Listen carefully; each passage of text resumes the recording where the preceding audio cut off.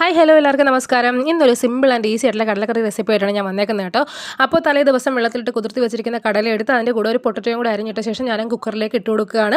അതിൻ്റെ കൂട്ടത്തിൽ വെളുത്തുള്ളി ഇഞ്ചി അരിഞ്ഞ് വെച്ചതും തക്കാളിയും പച്ചമുളകും കുറച്ച് സവാളയും കൂടെ ഇട്ടിട്ട് അതിൻ്റെ കൂട്ടത്തിൽ ഉപ്പും കുറച്ച് ആവശ്യത്തിന് മാത്രം മഞ്ഞപ്പൊടിയും കൂടെ ചേർത്ത് നല്ലതായിട്ട് വെള്ളം ചേർത്തിട്ട് നമ്മൾ കുക്കറിൽ അങ്ങ് വേവിക്കാൻ വെക്കുക. കുക്കർ അടുപ്പ് വെച്ചിട്ട് 5-6 വിസിൽ വന്ന ശേഷം നമുക്കതങ്ങ് വാങ്ങിയെടുക്കും കേട്ടോ. കടല വെന്തിട്ടുണ്ടാവും. അപ്പോൾ വെന്ത കടലയിൽ നിന്ന് കുറച്ച് കടല മാറ്റി വെച്ച് ഒരു മിക്സിയുടെ ജാറിലേക്ക് ഇട്ട് നന്നായിട്ട് അരച്ച് പേസ്റ്റാക്കി എടുക്കുക. ഇതിലേക്ക് കുറച്ച് തണുത്ത വെള്ളം കൂടി ഒഴിച്ച് അരച്ചെടുത്താൽ മതി കേട്ടോ.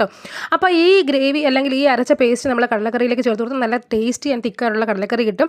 പിന്നെ നമ്മൾ കടുവത്ത് ഒഴിക്കാനായിട്ട് വെളിച്ചെണ്ണ ഒഴിച്ചു, അല്ലെങ്കിൽ കടുകും വറ്റൽമുളകും ഇട്ട് പൊട്ടിച്ചു. പിന്നെ തേങ്ങ കൊത്ത് അരിഞ്ഞ് കുറച്ച് പീസസ് അതിനകത്ത് ഇട്ട് കൊടുത്തു, കറിവേപ്പില ഇട്ട് കൊടുത്തു. എല്ലാം ഒന്ന് മൂത്ത് വന്നപ്പോഴത്തേക്കും പൊടി ഐറ്റംസായ മുളക് പൊടി, മഞ്ഞൾപ്പൊടി, മല്ലിപ്പൊടി, കറി മസാലപ്പൊടി, കുരുമുളക് പൊടി ഇതെല്ലാം കൂടി നമ്മൾ ചേർത്ത് നന്നായിട്ട് ആ പച്ചമണം പോകുന്നവരെ ഇളക്കിയെടുത്ത ശേഷം ആ മസാലക്കൂട്ട് നമ്മൾ കടലക്കറിയിലേക്ക് ആഡ് ചെയ്ത് കൊടുക്കണം കേട്ടോ. എന്നിട്ട് നന്നായിട്ട് കടലക്കറി തിളപ്പിച്ച് വാങ്ങിയെടുക്കുമ്പോൾ നല്ല കുറുകിയ ടേസ്റ്റ് കേരള കടലക്കറി റെഡിയാവും. അപ്പോൾ അത്രയേ ഉള്ളൂ. ഹായ് ഹലോ എല്ലാവർക്കും നമസ്കാരം.